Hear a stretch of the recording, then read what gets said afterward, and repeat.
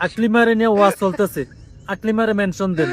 আকলিমারে, ও আকলিমা, আমার জীবন নষ্ট করলা, আমার পরিবারের মান সম্মান শেষ করলা, আল্লাহর আদালতে মামলা দিয়া দিলাম রে।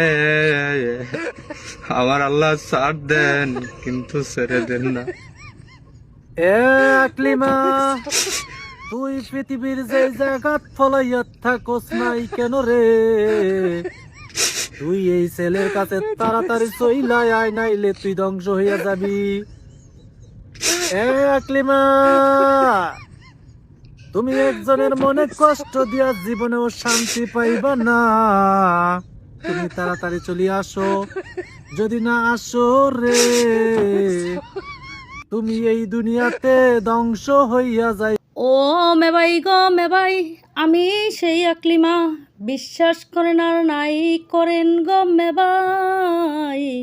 ও যে পরিমাণ লঙ্গিতে মতে গো মেবাই, সেই পরিমাণ পাদে অর্ধারে দুনিয়ার কোনো মাবুন তরাইতে পারে না গো মেবাই। আর আমি তো সাধারণ আকলিমা, অল্প দুঃখে বিলই গাছে ওঠে না রে মেবাই, অল্প দুঃখে বিলই গাছে ওঠে না।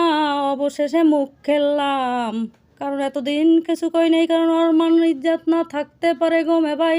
মোর একটা মান ইজ্জাত আছে, ওর দ্বারে কীভাবে গন্ধে তয়রায়।